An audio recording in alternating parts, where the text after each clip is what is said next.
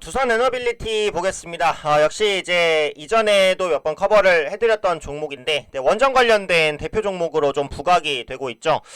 글로벌적으로 이제 뛰어난 원전 기술을 보유하고 있고, SMR, 네, 소형 원전 부분에서의 역할이 커질 것이다라는 말씀을 지속해서 드렸습니다. 네, 최근에 이제 주가가 고점 부담에 의해서 조정을 조금 받다가 다시 한번 재상승을 시도하려는 구간이기 때문에 한번 살펴볼 필요는 있을 것 같아요. 특히 한국에서 이제 11차 전력수급 기본계획이 확정이 됐거든요.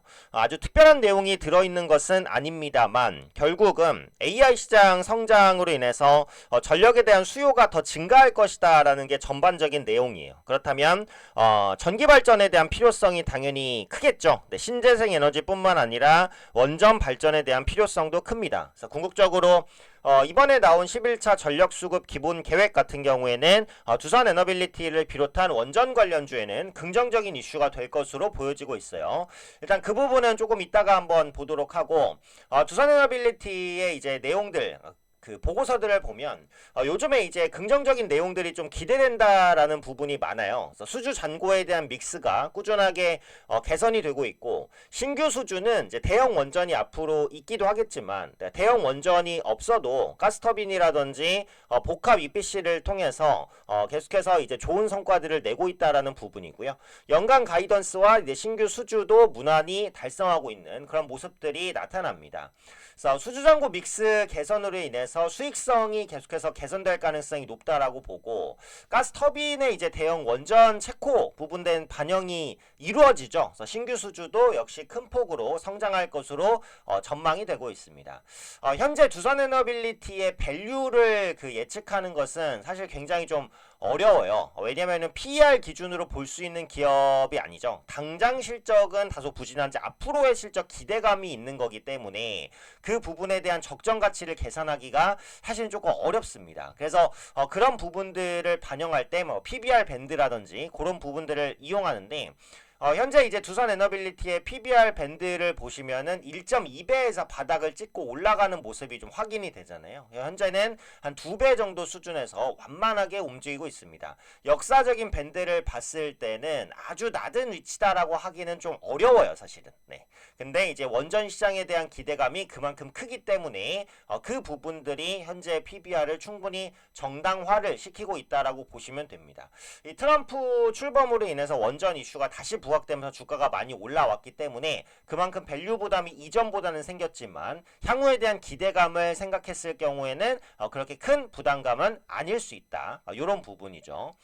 올해 이제 신규 수주 계획을 보시면은 체코 원전 2기 3.8조, 그다음에 SMR 0.5조, 서비스 0.6조입니다. 그래서 잔여 수주 합계를 보면 10.7조인데 거기서 SMR이 0.5조밖에는 안 돼요. 이게 막 시장 성장하는 시장이고, 사실 한국이 글로벌 대비해서는 SMR의 그런 출범이 조금 늦었다, 그런 이슈도 있었어요. 그래서 SMR 부분의 매출은 아마 글로벌 시장에서는 조금 뒤늦게 출발하는 후발주자일 수는 있습니다. 하지만 국내에서 SMR 사업을 총괄 지휘할 수 있는 기업 중에 하나가 또 두산 에너빌리티이기 때문에 조금 늦더라도 이런 물량들을 계속해서 좀 확보해 나갈 것으로 보여져요.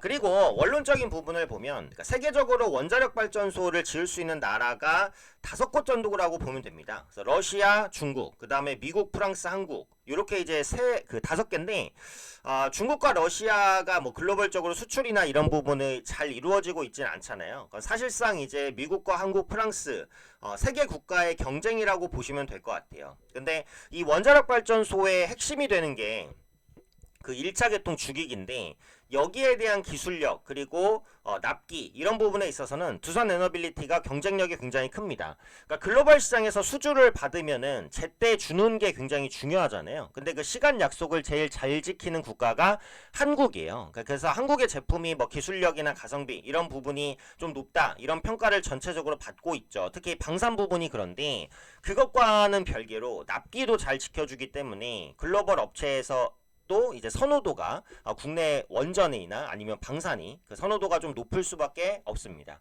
그리고 두산에너빌리티 같은 경우에는 뭐 미국형 원전이라든지 뭐 AP1000이죠. 그리고 한국형 원전 APR1400의 노형을 모두 설계할 수 있는 능력도 가지고 있어요. 한 3, 40년간으로 이제 통계를 내보면 세계에서 제일 많은 원자력 주기기를 공급한 기업이 바로 이 두산에너빌리티라고 보셔도 될 것 같아요. 그래서 내년부터는 이제 대형 원전 수출로도 연간 10조 원 이상을 수주하겠다라는 목표까지를 가지고 있습니다. 그리고 원전 사업이라는 것은 대형 산업이기 때문에 건설사와 통합으로 이제 진행이 돼요. 그래서 삼성물산, 현대건설, GS건설 이렇게 대형 건설사들이 어떻게 그 원전 프로젝트에 껴서 이제 진행이 되는지 그런 부분들도 같이 한번 체크해 보시면 충분히 이제 그 모멘텀을 잡아 나가실 수 있지 않을까 이렇게 이제 생각이 되죠.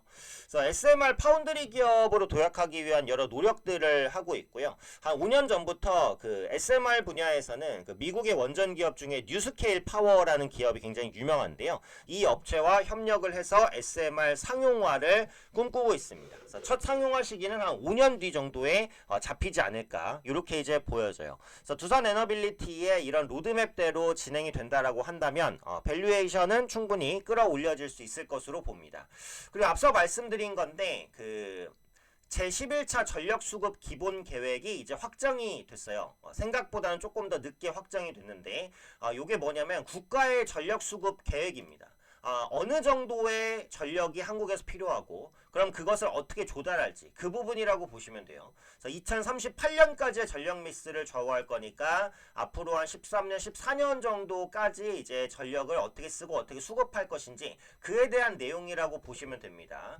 근데 이제 기존에 그 예상을 했었던 부분들이 대부분 담겨 있죠. 데이터 센터가 수요 증가 요인으로 꼽혔다. 그러니까 AI 시대는 제가 말씀드렸듯이 자료를 저장하는 것뿐만 아니라 그 저장된 정보를 통해서 새로운 지식을 스스로 쌓고 학습한다.